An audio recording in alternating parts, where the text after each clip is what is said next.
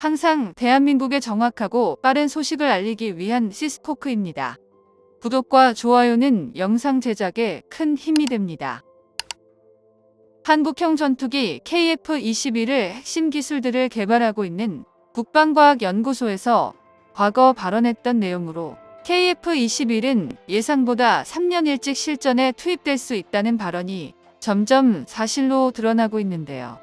KF-21 전투기가 2022년 7월 첫 비행에 성공한 이후 1년이 조금 지난 지금 상황에서 무장분리 시험과 고각도의 비행을 성공적으로 보일 수 있었던 것은 한국항공우주산업과 국방과학연구소 연구원들의 피땀 어린 노력 덕분이었습니다.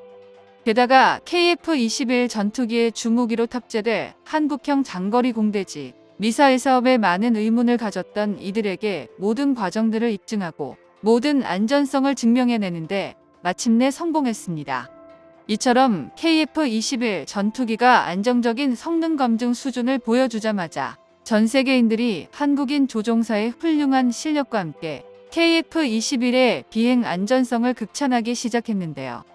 반면 최근 미국 로키드 마틴산 F-35 전투기의 엔진에 치명적인 문제가 있는 게 확인되었으며 F-35 전투기를 추가로 도입하기로 약속했던 국가들은 추가 도입에 극구 반대하는 행태를 보이고 있습니다.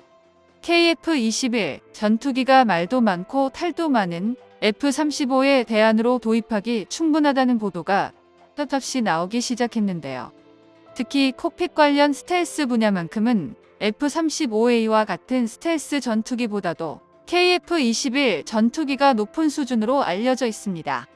즉, 이런 높은 스텔스 능력을 활용해 레이더에 발견될 확률을 줄여 KF-21의 생존성까지 향상시킬 수 있는 것입니다. 만약 F-35 전투기가 계속해서 문제를 일으킨다면 다른 전투기 도입하는 생산부터 수출량 구성까지 오직 KF-21 전투기만 가능한 일이라며 한국에게 관련 문의가 쇄도하고 있는 상황입니다. 결함이 많은 F-35A를 대체할 KF-21은 분명 5세대를 대표하게 될 최고의 전투기가 될 것이고 한국의 베테랑 조종사와 KF-21 전투기가 있다면 공군력은 세계 최고라는 극찬을 쏟아냈습니다. 실제로 F-35의 공중엔진 정지 사건이 있고 난 후 영국과 캐나다 등 한국으로 조종사 교육을 문의하는 국가들이 점차 많아지고 있습니다. 특히 유럽의 슬로바키아 대통령은 한국에 방문하면서 한국의 조종사 실력에 감동을 받았다며 자신들의 국가 항공교육 인프라 구축을 한국이 직접 나서서 해주는 것이 어떠냐는 특급 제안을 해오기도 했는데요. 이에 거금을 투자받으며 한국에서 슬로바키아에게 교육훈련 시설과 항공 종사자들 육성 관련 사업을 협력해 지원하기로 결정했습니다. 이를 제외하고도 최근 폴란드와 이집트를 포함해 한국의 조종사 교육에 대해 높은 관심을 보이며 라이센스 취득에 적극적인 모습을 보이고 있습니다. 놀랍게도 해당 사건이 있고 난 후 주변 국가들 사이에서 F-35에 대한 이미지 하락으로 이어졌고 한국의 KF-21에 대한 선호도가 급속도로 증가하고 있는데요. 추후 방산시장에 나와봐야 알겠지만 계속된 데이터가 축적되면서 한국의 KF-21이 세계 전투기 시장에서 4.5세대라는 독특한 자리를 선점하리라고 보여집니다. 또한 겹경사 소식이 연속해서 들려왔습니다. 바로 KF-21에 탑재될 국산 미사일 관련인데요. 국방과학연구소에서는 이미 지난 2017년에 KF-21도 사용할 예정인 무장통제용 인터페이스와 KGGB를 연동하는 기술을 국산화하는 데 성공했습니다. 최신형 유도무기는 전투기와 연결되어 여러 복잡한 유도 정보를 전송받으므로 상당히 복잡한 통합 및 테스트 과정이 필요합니다.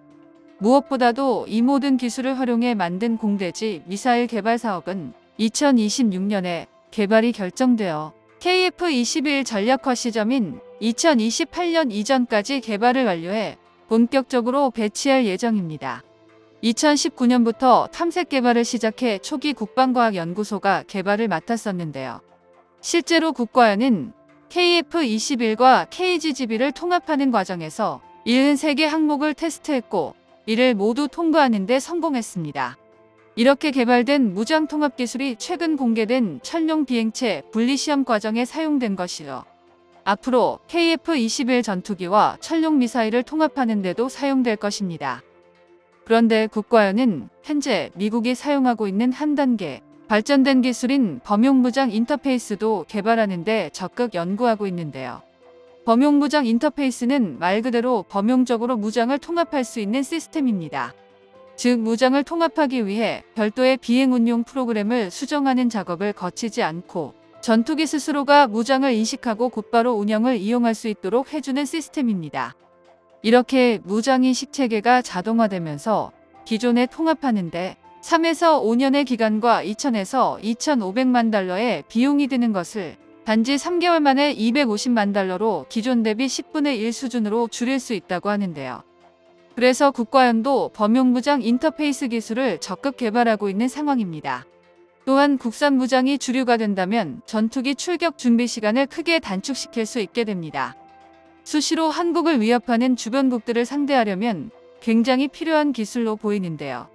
이와 같이 엄청난 위력을 가진 천룡 미사일은 올해 탐색 개발 단계를 종료한 후 2024년에 모두 개발 완료 체계 기술 보유를 진행할 예정인데요. 그리고 2030년까지 8,100억 원을 투입해 개발 양산 계획을 갖고 있습니다. 이 정도의 위력이면 세계 시장에서도 한국의 대단한 능력을 만나볼 수 있을 것 같은데요.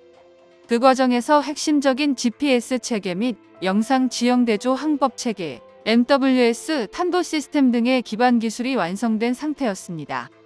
탐색 개발을 맡은 LIG, 렉스원에 따르면 지금까지 축적된 기술력을 사용해 실제 모델에 적용할 수 있는 기술 샘플을 개발하는 단계이며 핵심적인 기술의 상당 부분이 완료된 상태라고 밝혔습니다. 이처럼 최근 KF-21이 아덱스에서 공개한 고기동 비행을 성공함에 따라 자연스럽게 전투기 조종사에 대한 관심이 높아졌고 과거에 있었던 사건들도 재조명되기 시작했는데요. 과거 F-35 전투기의 경우에는 엔진 이외에도 내부의 소프트웨어에서 큰 결함이 발견되었으며 동체 벌크헤드가 크게 파괴되어 수리 자체가 불가능한 사태에 이른 상태였습니다. 이건 정말로 치명적인 사건인데요.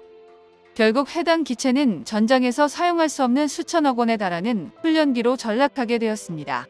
이에 대해 우리 한국은 1,000억짜리 전투기보다 베테랑 파일럿 한 사람의 생명을 살리는 것이 더 중요하다는 언급을 하며 전 세계적으로 극찬을 받기도 했는데요. 당시 해외 네티즌들은 랜딩 기어도 없는 상태에서 어떻게 착륙을 시킨 거냐. 한국 조종사들은 대체 어떤 교육을 받길래 이런 말도 안 되는 상황들을 만들어낸 것이냐며 놀랍다는 반응을 보였습니다. 정말 양산까지 얼마 남지 않은 KF-21 전투기가 지금처럼 문제없이 성공적인 개발 완료와 지속적인 확장을 기대하며 응원하겠습니다. 정보가 도움되셨다면 구독과 좋아요 부탁드립니다. 이상 시스코크입니다.